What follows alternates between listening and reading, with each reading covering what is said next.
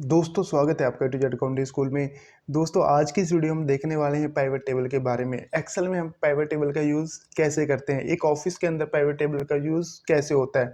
दोस्तों अगर आपको पाइवट टेबल बनाना नहीं आता तो आज आप इस वीडियो को देख के पाइवट टेबल बनाना सीख सकते हो। उसका कैसे यूज़ करते हैं, अगर आपको पाइवट टेबल का यूज़ करना आता भी है तो वो भी आप इस वीडियो को देखिए, क्योंकि इसमें आपको बहुत कुछ नया सीखने को मिलेगा जो अभी तक आप यूज़ नहीं कर रहे हैं। मैंने देखा है बहुत सारे लोग पाइवट टेबल का कम से कम 50% से कम ही यूज़ करते हैं, मतलब उसको पाइवट टेबल के बारे में 50% से कम ही पता होता है। बट अगर आप आज इस वीडियो को देखेंगे तो आप पाइवट टेबल की 100% जानकारी आपको मिल जाएगी। यानी कि आप अपना ऑफिस का काम, जो भी आप काम अभी कर रहे हैं या करेंगे, तो उसको आप बड़ी आसानी से और टाइम सेविंग के साथ कर सकते हैं। तो चलो दोस्तों स्टार्ट करते हैं। तो दोस्तों जैसे अभी हमारे पास ये सेल्स का एक डाटा है फाइनेंशियल ईयर 2021-22 का। तो दोस्तों अब हम करेंगे इस डाटे को समराइज़, क्योंकि जो पाइवट टेबल का मेन काम क्या होता है, आपके डिटेल्स डाटा को समराइज़ करने का काम वो करता है। यानी कि आप जो आपका कितना ही डिटेल्स डाटा हो, कितना ही ज़्यादा डाटा हो, उसको समराइज़ वो स्किंटों में कर देता है। सपोज करो जैसे मेरे पास ये इनवॉइस वाइज डाटा है फाइनेंशियल ईयर 21-22 का।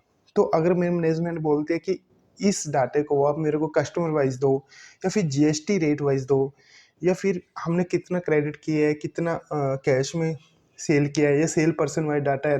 मतलब आप कैसे कि मतलब उस रिपोर्ट को आप जैसे आप चाहो, जैसे आपका बॉस मैनेजमेंट आपसे मांगता है, उस डाटे को आप स्किंटों में बना के उसे दे सकते हो, यानी उसे समराइज करके स्किंटों में दे सकते हो। अब हम सीख लेते हैं कि पाइवट टेबल को हम यूज़ कैसे करते हैं।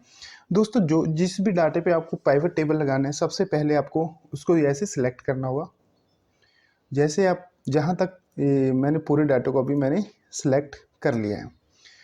तो अब जैसे हमने डाटे को पूरे को सिलेक्ट किया तो उसके बाद आपको जाना है इंसर्ट के अंदर, और यहाँ पे आपको बिल्कुल लेफ्ट साइड में दिखेगा पाइवट टेबल।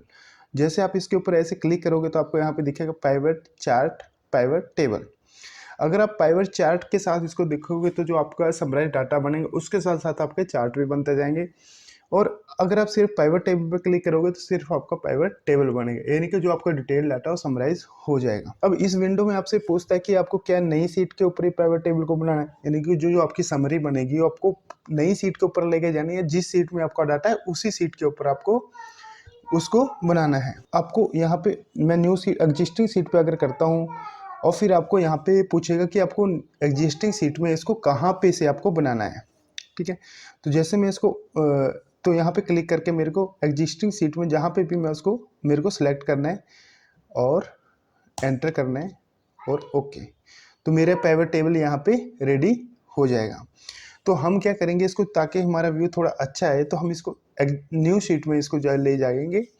हम इसको दोबारा से कंट्रोल जेड करते हैं और फिर दोबारा से इंसर्ट में जाएंगे और फिर पाइवट टेबल। तो जैसे दोस्तों हम ओके करेंगे तो हमारा पाइवट टेबल नई सीट के ऊपर आ जाएगा। अब दोस्तों जैसे हमारे पास डिटेल डाटा था तो उसको हमें करना है कस्टमर वाइज। अब उसमें हम क्या करेंगे, सबसे पहले दोस्तों जैसे मैं थोड़ा सा इसको ब्रीफ कर देता हूँ पहले। जैसे हमारे पाइवट टेबल यहाँ पे ओपन हो जाएगा, अब जो भी हम डाटा सिलेक्ट करेंगे वो यहाँ पे बन के रेडी हो जाएगा और इधर आ जाएगा आपका पाइवट टेबल फील्ड्स। तो दोस्तों पाइवट टेबल फील्ड क्या होता है, आपका जो भी डाटा है उसको आप जहाँ मतलब इस से आप इसको समराइज कर सकते हो। तो यहाँ पे 4 फील्ड होती है, रिपोर्ट फिल्टर, कॉलम, रो टेबल्स और वैल्यूज। इसका कैसे यूज होता है हम उसको आगे आगे देखते चले जाएंगे। अभी दोस्तों जैसे हमें अभी मैंने बोला कि हमारा जो डिटेल डाटा है उसको हमें कस्टमर वाइज करना है, तो आपको सीधे कस्टमर पे को जाना है और आपको उस पर सीधा रो टेबल्स के अंदर डालना है। यानी कि आपको कस्टमर वाइज डाटा यहाँ चाहिए तो आपको आ जाए। अगर आपको ये कॉलम्स में चाहिए कस्टमर नेम तो आपका ये ऐसे आ सकता है। तो हमारे क्या है, यहाँ पे हमारे जो कस्टमर है हमें सैंपल डाटा में अभी कम लिए, ज़्यादा भी हो सकते हैं, तो आपका ऐसे आ जाएगा। तो इसको मैं दोबारा से रो टेबल में ले आता हूँ और मेरे को चाहिए कितनी हमने सेल की है, किस कस्टमर को कितनी बेसिक अमाउंट की सेल की है। तो उस पर मैं ऐसे क्लिक करूँगा वैल्यूज़ के अंदर, और फिर कितनी जीएसटी अमाउंट हुई है और कितनी टोटल अमाउंट है। तो आपकी जो सेल का डाटा था, आपका कस्टमर वाइज डाटा यहाँ पे आ गया, कितनी बेसिक सेल है, कितनी जीएसटी है और कितनी टोटल अमाउंट है। तो दोस्तों ये था बिल्कुल बेसिक। अब हम चल रहे हैं थोड़ी एडवांस की तरफ। ठीक है, तो अभी हमें क्या करना है, अभी हमसे मैनेजमेंट पूछती है, देखो ठीक है अभी एक कस्टमर है जो उसको मेरे को चाहिए कि इसमें कितनी हमने कैश सेल की है और कितनी क्रेडिट पे की है। तो उस केस में क्या होता है, वहाँ पे आपको थोड़ी सी एक डिफ़िकल्टी आती है। जैसे ही आप उस पे पेमेंट टर्म पे क्लिक करोगे तो आपका डाटा ऐसे बनेगा। अब हमें क्या चाहिए होता है कि जैसे डाटा ए के नीचे आएगा, मतलब सेम कॉलम में आ रहा है, मतलब जो कस्टमर का नाम है और पेमेंट टर्म है। तो अब मैं इसको नेक्स्ट कॉलम में कैसे ला सकता हूँ वो हम अभी देख लेते हैं। तो जो जैसे तो उससे क्या होता है कि जो भी मेरी रिपोर्ट है उसको मेरे को फ़िल्टर करने में थोड़ी, फिर उसको डिटेल्स एनालाइज करने में थोड़ी आसानी रहती है, ताकि वो नेक्स्ट कॉलम में आ जाए। तो अभी हम इस डाटा को नेक्स्ट कॉलम में लेके आएंगे। तो यहाँ पे सबसे पहले आपको क्या करना है, इसके ऊपर ऐसे राइट क्लिक करना है और पाइवट टेबल ऑप्शन में जाना है। पाइवट टेबल ऑप्शन में जाएंगे तो आप इसको यहाँ पे इस पर क्लासिक एक ऑप्शन आएगा, वहाँ पे आपको क्लिक करना है और ओके कर देना है। ये आ गया नेक्स्ट कॉलम में। तो इसका मतलब इसको अब कॉपी पेस्ट करके आप और अच्छे से एनालाइज कर सकते हो। तो इसमें क्या है, अगर आपके यहाँ पे सब टोटल्स आ रहे हैं, अगर आप इस सब टोटल्स को हटाना चाहते हो तो उसको दोबारा से आपको क्या करना है, इस यहाँ पे जाना है, राइट क्लिक करना है और फील्ड सेटिंग में जाके इसको यहाँ पे आपको नन कर देना है, यानी कि जो सब टोटल्स फिल्टर हैं उसको आपको हटा देना है। तो ये दोस्तों देखो आपके सब टोटल्स यहाँ से हट गए हैं। अगर दोबारा से आपको सब टोटल चाहिए तो दोबारा से वहाँ पे राइट क्लिक करिए, फील्ड सेटिंग में जाना और फिर वहाँ पे ऑटोमेटिक उसको आप कर सकते हो। ठीक है, तो मैं दोबारा से इसको नन कर देता हूँ। ठीक है, और अब हम चलते हैं नेक्स्ट एडवांस स्टेप की तरफ। तो जैसे दोस्तों ये तो हमारी एक समराइज बन गई है। इस डाटा से हमें मतलब जो हमारी समराइज हो गया कि किस कस्टमर का कितना कैश में सेल हुआ है और कितना क्रेडिट में है। अगर मैनेजमेंट आपसे पूछती है कि अब ये बताओ कि इसको मंथ वाइज अगर हम देखना चाहें कि सिर्फ एक मंथ का डाटा देखना चाहते हैं, तो ओवरऑल डाटे की समराइज हो गई। तो उसके लिए आपको क्या करना है, जो भी आपका यहाँ पे मंथ्स है, जो भी आपका मंथ है उसको आपको यहाँ पे फिल्टर में लेके आ जाना है। ठीक है, अब जैसे ही आप ये मंथ यहाँ पे आपका फिल्टर में आ जाएगा, अब इस डाटे को आप जैसे यहाँ पे सिलेक्ट करोगे जनवरी का सिर्फ कितना है, तो आप यहाँ पे क्लिक करोगे तो सिर्फ जनवरी की यहाँ पे सेल है, सिर्फ हमने एक कस्टमर को इतनी सेल कैश में ही की है। अगर आप सिर्फ देखेंगे कि अप्रैल में कितनी सेल हुई है तो अप्रैल का डाटा यहाँ पे आ जाएगा। उसके बाद देखोगे कि आप मई में कितनी सेल हुई है तो मई का डाटा यहाँ पे ऐसे आ जाएगा। और इस फिल्टर को आप चाहे तो यहाँ पे इसको रीजन वाइज भी कर सकते हो। रीजन को मैं फिल्टर में डाल देता हूँ, तो मैं इसको रीजन को फिल्टर में डाल देता हूँ। ठीक है, अब इससे मेरे को पता लग जाएगा कि जैसे मैं ईस्ट सेलेक्ट करूँगा तो ईस्ट के सेल डाटा यहाँ पे आ जाएगा, वेस्ट को सिलेक्ट करूँगा तो मेरा वेस्ट का डाटा यहाँ पे आ जाएगा। तो दोस्तों इस तरह आप इसको एडवांस तक ले जा सकते हैं। अभी क्या है, अब मैंने इस फिल्टर को क्लियर कर दिया है। अभी हमें क्या चाहिए, हमें कस्टमर वाइज और पेमेंट टर्म वाइज हमने यहाँ पे डाटा निकाला था। अभी हमें एक्चुअली यहाँ पे क्या चाहिए, हमें कस्टमर वाइज और अभी हमें यहाँ पे customer wise plus region wise हमें यहाँ पे सेल का डाटा एनालाइज करना है। तो आपको सिंपल क्या करना है, कस्टमर पे को जाके रोज में आपको सेट कर देना है। ठीक है, उसके बाद जो भी आपका रीजन है नॉर्थ वेस्ट ईस्ट वो आपको कॉलम में यहाँ पे डाल देना, तो आपका यहाँ पे कॉलम में आ जाएगा। उसके बाद आपको जो भी आपकी जीएसटी अमाउंट है, टोटल अमाउंट है, तो उसको हम यहाँ पे क्लिक करेंगे तो ये सारा डाटा आपका यहाँ पे आ जाएगा।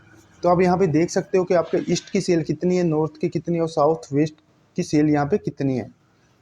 ओके, तो यहाँ पे एक्चुअली क्या है, ये जो डाटा है हमारा यहाँ पे ये टोटल भी यहाँ पे सिलेक्ट हो गया है, इसलिए ब्लैंक में ये डाटा आ रहा है। अभी दोस्तों इसमें एक चीज़ मैं और आपको बता देता हूँ कि अभी जैसे कि ये हमारा जो भी, अब सपोज करो आपने कोई डाटा यहाँ पे सिलेक्ट किया है और आपने बाद में क्या किया, उसमें कुछ रोज ऐड कर दी, कुछ कॉलम ऐड कर दी, तो उसका जो मतलब उसको आप जैसे रिफ्रेश करते हो तो आपका डाटा अब यहाँ पे अपडेट नहीं होता। ठीक है, जो भी रेंज आपने सेलेक्ट किया, अगर उस पर आप रिफ्रेश करोगे, उसमें कोई डाटा अपडेट करोगे तो आपको डाटा यहाँ पे अपडेट हो जाएगा रिफ्रेश करने से। सपोज करो देखते हैं, अगर आप उससे नीचे कोई डाटा अपडेट करोगे तो डाटा वहाँ पे अपडेट नहीं होता। तो उसके लिए आपको क्या करना होगा, जैसे अभी मैं इस डाटे की रेंज देख लेता हूँ क्या है। अभी हम यहाँ से रेंज देते हैं कि इसका डाटे का सोर्स क्या है। जैसे आप यहाँ पे देखोगे तो इस डाटा का सोर्स आपको दिख जाएगा, यानी कि जो है 5 से लेके 41 तक है जैसे डाटा है। अगर आप इससे नीचे तक इस डाटे को लेके जाओगे तो वो डाटा अपडेट करोगे तो डाटा अपडेट नहीं होगा।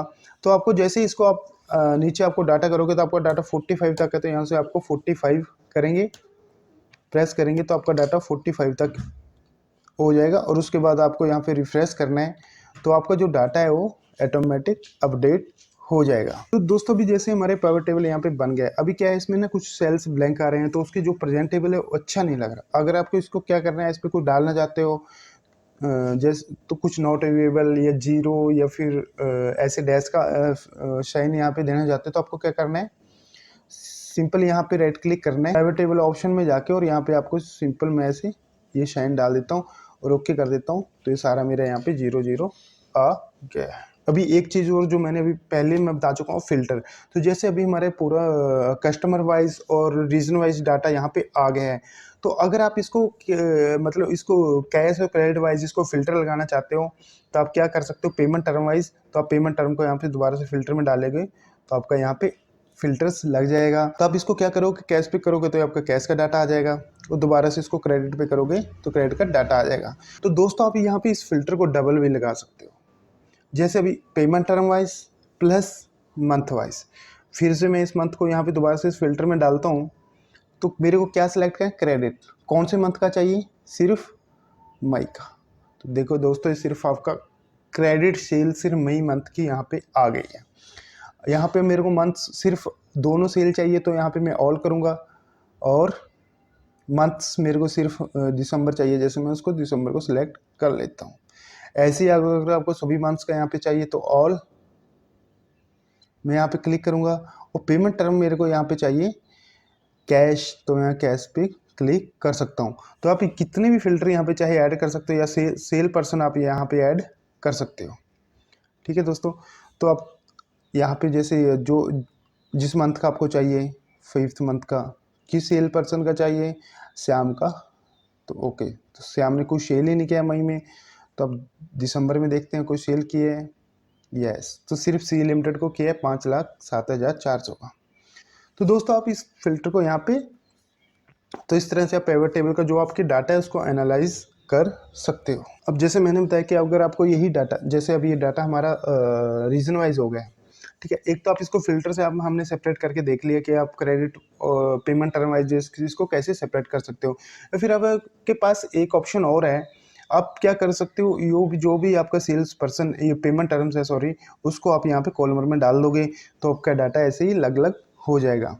तो एस्ट का कैश कितना है, क्रेडिट कितना है और टोटल कितना है, तो ऐसे आपका ये डाटा यहाँ पे एक समरी स्किंटो में बन जाएगी। ठीक है दोस्तों, तो दोस्तों मैं इसको पेमेंट टर्म को यहाँ से हटा देता हूँ। अगर आपको पाइवट टेबल में चार्ट बनाना है, सपोज करो ये आपका डाटा बन गया और आपको इसको और अच्छे से प्रेजेंट करना है, तो आप सिंपल पाइवट टेबल चार्ट पे क्लिक करना है, और कौन सा आपको यहाँ से चार्ट लेना है, तो ये कोलबर चार्ट में जैसे सपोज करो यहाँ पे ले लेता हूँ, तो आपको सिर्फ ओके करना है और आपका जो चार्ट है यहाँ पे बन जाएगा। ठीक है दोस्तों, तो इस तरह से आप देखो कितनी, अगर आप ये रिपोर्ट प्रेजेंट करोगे तो कितना आपके ऊपर, मतलब कितने अच्छी आपकी रिपोर्ट यहाँ पे रेडी हो गई है।